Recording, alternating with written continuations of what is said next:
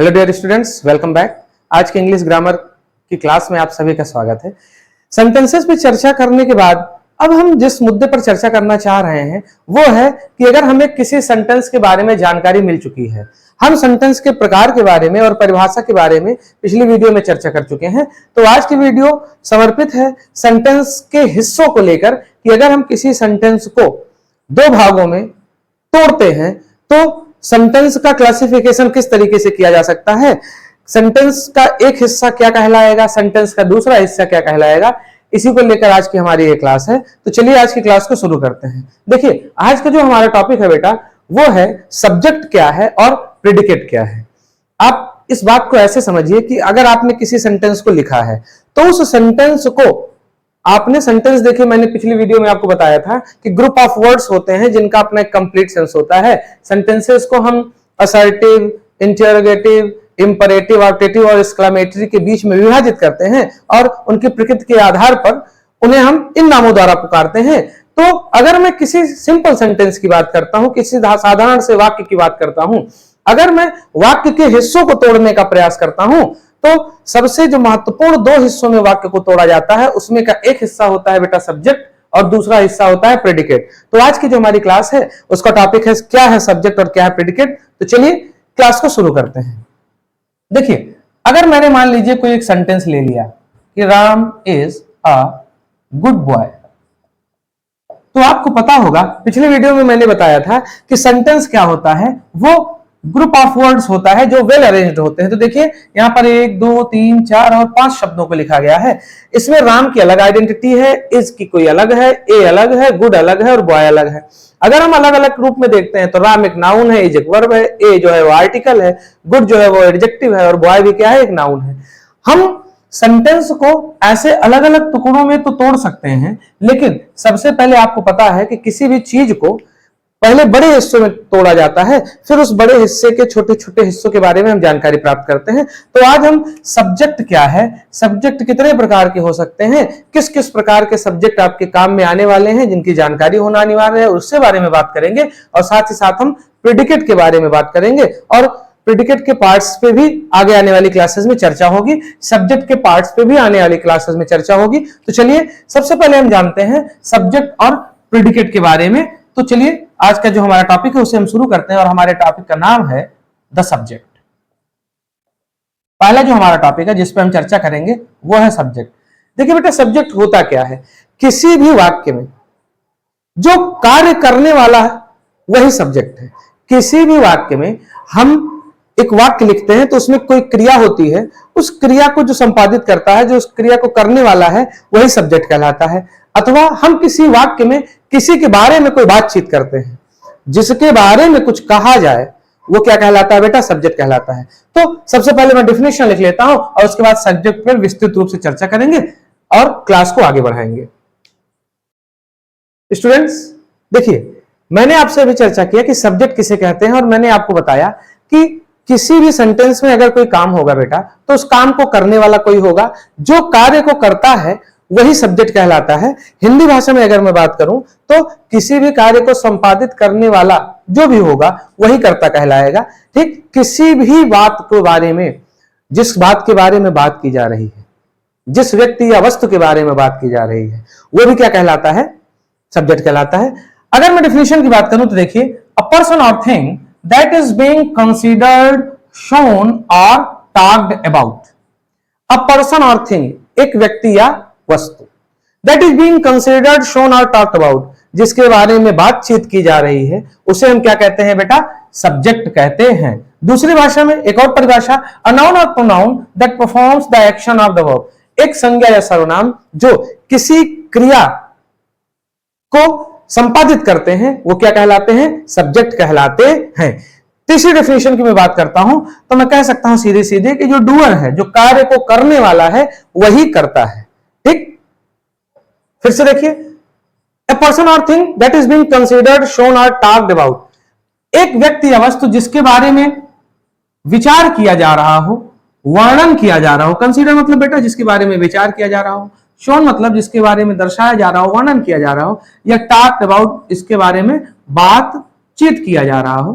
तो एक व्यक्ति या बॉस जिसके बारे में विचार किया जा रहा हो, वर्णन किया जा रहा हो या बातचीत की जा रही हो, उसे हम क्या कहते हैं? सब्जेक्ट कहते हैं। ठीक, चलिए एग्जाम्पल के द्वारा समझने का प्रयास करते हैं। जैसे मैंने कहा कि रमेश वाज प्लेइंग।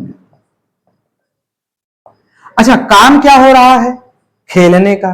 खेल कौन रहा है? रमेश खेल रहा है। अभी मैंने बताया अडूअर, कार्य को करने वाला क्या कहलाता है? कर्ता कहलाता है, सब्जेक्ट कहलाता है। तो काम हो रहा है खेलने का, खेला जा रहा है रमेश द्वारा, इस वजह से यहां पर रमेश क्या हो जाएगा? सब्जेक्ट हो जाएगा। ठीक, और एग्जाम्पल देखते हैं। जैसे मैंने कहा it is a good book,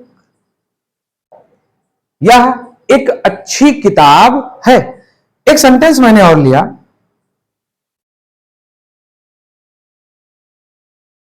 he is my brother,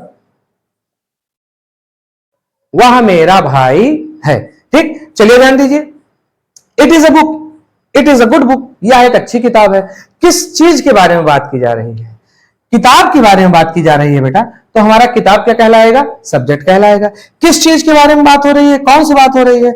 उसके बारे में बात कर रही है। वह, ही इज माई ब्रदर, मेरा भाई है। तो यहां पर मेरा भाई सब्जेक्ट नहीं होगा बेटा, वह जो व्यक्ति है वो मेरा भाई है, तो बात वह के बारे में किया जा रहा है, तो वह क्या कहलाएगा? सब्जेक्ट कहलाएगा। तो मैंने एग्जाम्पल के द्वारा एक चीज और देखा कि कोई जरूरी नहीं है कि सब्जेक्ट शुरुआत में ही आए। बहुत सारे बच्चों को ये बता दिया जाता है, बहुत सारे बच्चे ज्ञात कर लेते हैं इस बात को, 6th 7th 8th की किताबों में पढ़ते हैं और उसमें बताया जाता है कि वर्ब से पहले संभवतः या अधिकांशतः कर्ता लिखा रहता है। ऐसा कोई जरूरी नहीं है कि जो कार्य को करने वाला है वो वर्ब से पहले ही लिखा जाए। आप ध्यान दीजिए पैसिव वॉइस के सेंटेंस में, उसमें कहां शुरुआत में सब्जेक्ट आता है? सब्जेक्ट तो बाई के साथ बाद में आता है। तो सब्जेक्ट ढूंढने का सबसे आसान तरीका क्या है? सेंटेंस को पढ़िए, हिंदी उसका अर्थ निकालिए और देखिए कि अगर कोई काम हो रहा है तो वो कौन कर रहा है, अगर कोई बात हो रही है तो किसके बारे में बात हो रही है, अगर कार्य को करने वाला कोई व्यक्ति है या वस्तु है तो वो सब्जेक्ट कहलाएगा, जिसके बारे में बात की जा रही है वो कोई भी हो वो भी क्या कहलाएगा? सब्जेक्ट कहलाएगा। तो जो कोई काम करे वो सब्जेक्ट, या जिसके बारे में हम कोई बात करते हैं, कोई वर्णन करते हैं, वो क्या कहलाता है? सब्जेक्ट कहलाता है। जैसे मैंने एक और एग्जाम्पल लिया, मैं इसे रफ करके यहां लिख दे रहा हूं। कुछ और एग्जाम्पल देखते हैं। जैसे मैंने कहा Delhi is the capital of India, Delhi Bharat की क्या है? राजधानी है। तो देखिए किसके बारे में बात किया जा रहा है? दिल्ली के बारे में बात किया जा रहा है, तो दिल्ली हमारी क्या कहलाएगी? सब्जेक्ट कहलाएगी। तो सब्जेक्ट को पहचानने का बहुत आसान तरीका है, जिसके बारे में बातचीत किया जाए अथवा जो वाक्य में आए हुए कार्य को संपादित करने वाला है वो क्या कहलाता है? सब्जेक्ट कहलाता है। डिफिनेशन भी मैंने आपको बताया कि a noun or pronoun that performs the action of the verb is called subject, या a doer is called subject, या a person or thing that is being considered, shown or talked about is called subject। ठीक, जिसके बारे में विचार किया जाए, वर्णन किया जाए, बातचीत किया जाए, वो सब्जेक्ट कहलाता है। ठीक, जैसे मैं कह रहा हूं कि राम अच्छा लड़का है, तो राम क्या हुआ? सब्जेक्ट, क्योंकि मैं राम के बारे में बात कर रहा हूं। ठीक, मैं कह रहा हूं कि मेरी नई किताब किसी ने चुरा लिया, तो मैं बात कर रहा हूं मेरी नई किताब के बारे में, तो मेरी नई किताब सब्जेक्ट हो गई। ठीक, मैं कह रहा हूं रमेश वाज प्लेइंग, रमेश खेल रहा था, तो रमेश सब्जेक्ट हो गया। तो सब्जेक्ट क्या होता है? सब्जेक्ट वह होता है बेटा जो किसी कार्य को संपादित करता है या जिसके बारे में हम बातचीत करते हैं। चलिए अब हम प्रेडिकेट के बारे में चर्चा करते हैं कि किसी सेंटेंस में सब्जेक्ट तो हमने ढूंढ लिया, सब्जेक्ट के अलावा सेंटेंस को और जो दूसरे हिस्से में तोड़ते हैं उसको क्या कहते हैं। साथियों, जो हमारा अगला टॉपिक है वो है प्रेडिकेट।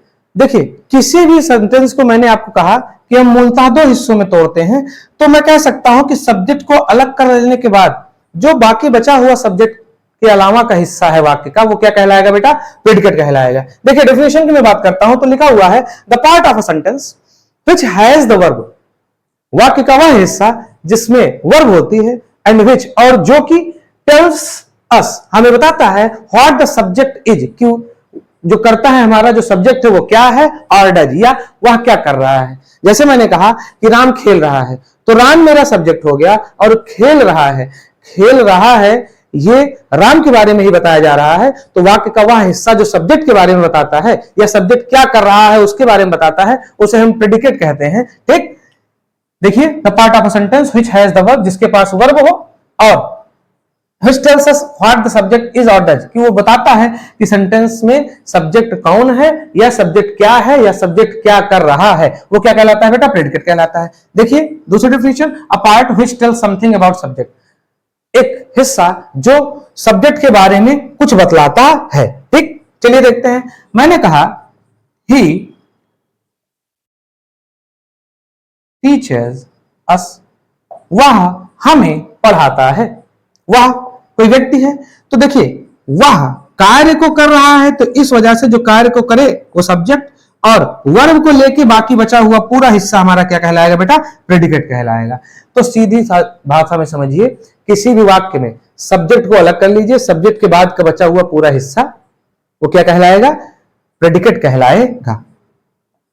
और एग्जांपल देखिए, मैंने कहा कि राधा वाज कुकिंग मील, राधा क्या कर रही थी? भोजन पका रही थी। ठीक, तो राधा वाज कुकिंग मील। देखिए काम कौन कर रहा है? राधा। राधा क्या कहलाएंगी? सब्जेक्ट। काम और काम के अलावा बाकी हिस्सा जो सब्जेक्ट के बारे में और ज्यादा जानकारी दे रहा है वो क्या कहलाएगा? प्रेडिकेट। ठीक, तो जो काम करे वो कर्ता, और जो काम हो रहा है या कर्ता द्वारा क्या किया जा रहा है इसके बारे में जो जानकारी दे उसे हम क्या कहेंगे? प्रेडिकेट। तो आई होप कि आपको सब्जेक्ट और प्रेडिकेट समझ में आया होगा। ठीक, चलिए सब्जेक्ट से रिलेटेड एक दो चीजों को हम और देख लेते हैं और क्लास को आगे बढ़ाते हैं। इसे नोट कर लीजिए। देखिए एक नोट मैंने लिख रखा है, इस पर जरा सा चर्चा कर लेते हैं।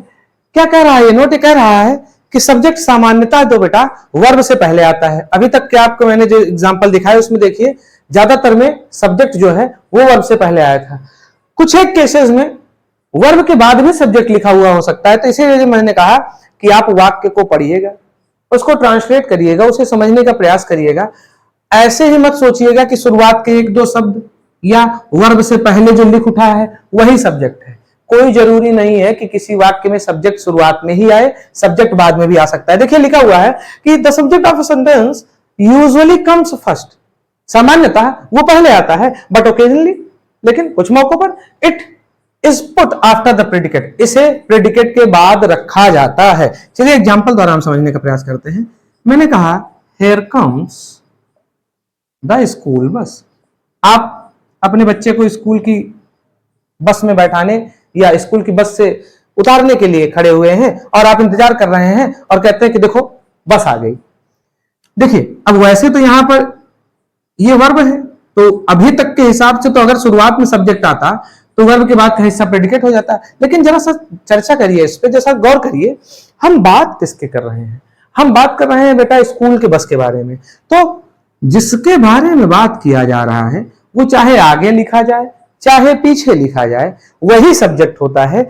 यही तो मैंने बताने का प्रयास किया कि ओकेजनली क्या होता है, प्रेडिकेट के बाद सब्जेक्ट आता है। तो यहां पर द स्कूल बस हमारा क्या हो जाएगा? सब्जेक्ट हो जाएगा। आपने ऐसा देखा होगा स्टोरी वगैरह में, या जब मैं ट्रांसलेशन पढ़ाऊंगा आपको तो आप देखेंगे कहा जाता है कि एक राजा था, बहुत समय पहले की बात है, long time ago there was a king, एक राजा था। तो हम किसकी बात कर रहे हैं? हम बात कर रहे हैं एक राजा की। ठीक, शुरुआत में देर आ गया, वर्ब आ गया, तो हमको न देर से मतलब है ना हमको वर्ब से मतलब है। जिसके बारे में बात किया जा रहा है वो अगर बाद में लिखा है तो क्या वो सब्जेक्ट नहीं कहलाएगा? ऐसा तो कोई कहीं नियम है नहीं कि जो शुरुआत में लिखा जाएगा वही सब्जेक्ट होगा। ठीक, इसी वजह से मैंने सोचा कि एक नोट पे आपसे चर्चा कर लें कि अगर आप मान लीजिए अभी इंग्लिश सीखने का प्रयास कर रहे हैं। देखिए अंग्रेजी भाषा बहुत ही आसान है और बहुत ही जरूरी है। क्यों? क्योंकि हम इसको केवल हाई स्कूल या इंटरमीडिएट या कॉम्पिटिटिव एग्जामिनेशन की तैयारियों के लिए नहीं पढ़ते हैं। इंग्लिश एक तरीका है अपने आप को आज के तेजी से बदलते हुए समय के अनुसार, समय के अनुरूप और तेजी से डेवलप करने का। ठीक, देखिए ये एक लैंग्वेज है।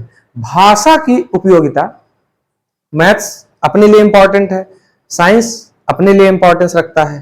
ठीक, हर भाषा की अपनी अलग अलग पहचान, अपनी अलग अलग महत्ता है। इंग्लिश इस वजह से इंपॉर्टेंट हो जाता है कि बेटा आप कहीं भी जाएंगे तो वहां की जो लोकल लैंग्वेज, जैसे आप चाइना में जाएंगे तो आपको चाइनीज आए ऐसा जरूरी तो है नहीं। आप कभी मान लीजिए जापान चले गए, आपको जापानीज आए ऐसा कोई जरूरी तो है नहीं। आपको फ्रेंच आ रहा हो ऐसा कोई जरूरी है नहीं। भारत में ही तमाम प्रादेशिक भाषाएं हैं, तमाम लोकल लैंग्वेजेज हैं। ठीक, केरल में चले जाइए, तमिलनाडु में चले जाइए। अब अगर आपको तमिल नहीं आ रही है, आपको तेलुगु नहीं आ रहा है, आपको मलयालम नहीं आ रही है, तो आप वहां हिंदी भाषी क्षेत्र के हैं तो कैसे सर्वाइव करेंगे? तो सर्वाइवल के लिए आपकी लोकल लैंग्वेज के अलावा जो वोकल लैंग्वेज है, जो कि लगभग इंटरनेशनल लैंग्वेज, हर जगह पर इंग्लिश यूज होती है, आपको एक इकलौती ऐसी भाषा है अपनी क्षेत्रीय भाषा के अलावा जिसके बारे में जानकारी अगर होती है तो आप हर क्षेत्र में सर्वाइव कर पाएंगे। और इंग्लिश की इंपॉर्टेंस क्या है, ये जब आप धीरे धीरे समझदार हो जाएंगे, बड़े हो जाएंगे, जैसे जैसे आगे पढ़ते जाएंगे तो आपको समझ में आएगी। तो हमारा काम है सीखते चलना।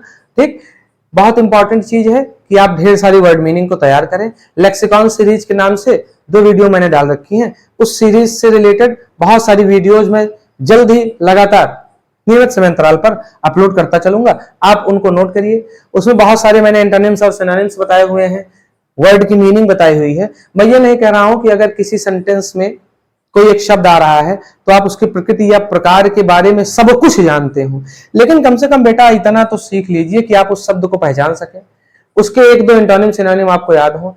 हाई स्कूल और इंटरमीडिएट में जब से अनसीन पैसेजेज आने लगे हैं कॉम्पिटिटिव एग्जामिनेशन में, तो सीधे तौर पर एंटोनिम सिनोनिम्स पूछा जाता है। 3-3, 4-4, 5-5 नंबर तक के मेंस वगैरह में, जहां 100 नंबर का या 50 नंबर का इंग्लिश का पेपर होता है, 2 नंबर 3 नंबर तक में पूछ लेते हैं, 2-2, 3-3। हाई स्कूल और इंटरमीडिएट में अब आपको पता है एमसीक्यूज वगैरह आने लगे हैं और पैसेजेज आने लगे हैं, तो पैसेज में कोई शब्द रहेगा तो उसका पूछ लेंगे। तो मेरा प्रयास रहेगा इन क्लासेस के माध्यम से लेक्सिकॉन सीरीज वाली कि आप ढेर सारी वर्ड मीनिंग को तैयार कर सकें। अब इस बात के लिए आपको कोई फोर्स नहीं कर सकता कि आप याद ही करिए, लेकिन अगर आप याद नहीं करेंगे तो आज नहीं कल आपको करना पड़ेगा। ठीक, तो इंग्लिश सीखने के साथ साथ जिसकी वर्ड पावर मजबूत है, भाई ये सब क्या है, शब्द ही तो लिखा है। अगर शब्द के बारे में जानोगे ही नहीं, कोई आपके सामने इंग्लिश में कुछ बोल रहा है, उसकी आपको हिंदी ही नहीं पता, आप उसको ट्रांसलेट करके समझ ही नहीं पाओगे, तो उसको जवाब कैसे दोगे? मैं आपसे आपके सामने इंग्लिश में किसी भी मुद्दे पर चर्चा कर रहा हूं, आपको मेरी भाषा तो समझ में आ रही कि हाँ अंग्रेजी बोल रहे हैं, जो उसमें यूज हो रहा है वो सब समझ में आ रहा है। ठीक, अब आपको यही सेंटेंस देख लीजिए, अगर आपको यूजुअली नहीं पता, यूजुअली की मीनिंग क्या है नहीं पता, तो उससे रिलेटेड आप आंसर को उतने अच्छे तरीके से नहीं दे पाएंगे। तो अपनी वर्ड मीनिंग पे ध्यान दीजिए। ठीक, हम भी आपकी वर्ड मीनिंग धीरे धीरे, मेरा प्रयास रहेगा कि हर दूसरे दिन तीसरे दिन आपको वर्ड मीनिंग की क्लासेस मिलती चले। उसमें किसी किसी में 7-7, 8-8, 10-10 मैंने एंटोनिम्स और सिनोनिम्स लिखाए हैं।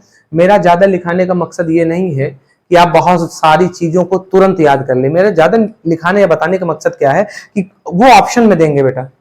अगर आपको एक वर्ड की, मान लीजिए मैंने 3 सिनोनिम्स बताए और ऑप्शन में उन तीनों में से ना के कोई चौथा आ गया, तो मैं जितना पॉसिबल है जो इस समय रिसेंट एग्जामिनेशंस में यूज हो रहे हैं, मैं कोशिश करता हूं उतने ज्यादा से ज्यादा आपको बता सकूं।